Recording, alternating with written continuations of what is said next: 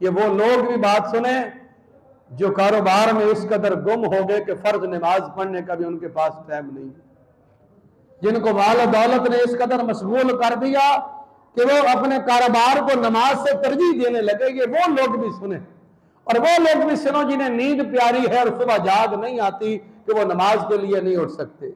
وہ لوگ بھی سنیں جو فنکشن پر جانے کے لیے تو کپڑے بدل لیتے ہیں لیکن نماز کے لیے وہ کہتے ہیں کہ میرے کپڑے پلید ہیں لہذا نماز چھوڑ دیتے ہیں. یہ بات وہ بھی سنیں. صحابی کہہ رہے ہیں کہ اللہ کے رسول صلی اللہ علیہ وسلم ما زلت ابیع و ابتاع، کہ میں خرید و فروخت کرتا رہا حتی ربحت، یہاں تک کہ مجھے اتنا نفع آیا ثلاثمائۃ اوقیۃ، کہ 300 اوقیہ کہ جو ہے میں نے اس کی قیمت نکالی تو 7.5 کروڑ 7 کروڑ کا نفع ہوا مجھے آج. نبی علیہ السلام نے فرمایا ادرا فرمایا کہ الا انبئک بخیر الرجل من اوقیہ، کہا کہ میں تجھے بتاتا ہوں، کیا میں تمہیں نہ بتاؤں کہ ایک بندہ وہ بھی ہے جس کو تجھ سے بھی زیادہ نفع ہوا. اس نے کہا ما ہوا یا رسول اللہ، اور آج کے دن تو کوئی ایسا مائی کا لال نہیں جس کو میرے جیسا نفع ہوا ہو. بڑا نفع ہوا مجھے، کتنا 300 اوقیہ ملا مجھے، اتنا نفع ہوا ہے. نبی علیہ السلام نے فرمایا میں تمہیں بتاتا ہوں ایسا بندہ جس کو سب سے زیادہ نفع ہوا ہے.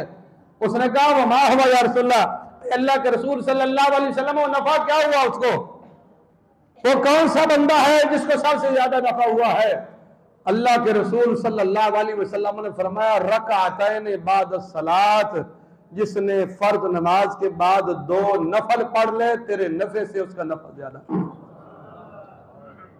یہ نفل کی بات ہو رہی ہے، نہ فرض کی بات ہو رہی ہے، نہ سنت کی بات ہو رہی ہے. فرض تو آپ کے اوپر ضروری ہے، جب تک آپ کی آنکھ بھی چمک سکتے ہیں وہ پھر بھی معاف نہیں ہے، آپ انگلی سے اشارہ کر سکتے ہیں، چارپائی پہ ہیں تو وہ پھر بھی میں نفلوں کی بات نہیں ہے زورنے کی، نہ نبی علیہ السلام نے سنتوں کی بات کی ہے، نفلوں کی بات کی ہے. فرمایا تم 6.5 کروڑ کو لو رہے ہو، تمہارا نفع تو اس بندے کے مقابلے میں بھی نہیں ہے، جس بندے نے فرضوں کے بعد 2 رکعت نفل پڑھ دی. رکعتین بعد الصلاۃ، کہ 2 رکعتیں جو ہے وہ نماز کے بعد پڑھ لی نفل کی. فرمایا تجھ سے زیادہ نفع والا تو یہ بندہ ہے. حاضرین گرامی پھر سوچیں پھر جس کاروبار کے لیے، کس پیسے کے لیے، کس دھن کے لیے، کس دولت کے لیے ہم نماز فرض تک جو ہے وہ چھوڑ دیتے ہیں اور ہمیں اس بات کی پرواہ نہیں ہوتی کہ ہم نے کتنا کچھ نقصان کر دیا. نبی علیہ السلام نے فرمایا جس نے صرف 1 عصر کی نماز چھوڑی نا، صرف 1 عصر کی نماز، فرمایا گویا کہ اس کے آل بھی ضائع ہو گئے، اس کے مال بھی ضائع ہو گئے، اور اتنا نقصان کر دیا اس نے کہ سارا مال برباد ہو گیا، اولاد بھی ساری مر گئی، گھر بار والے مر گئے.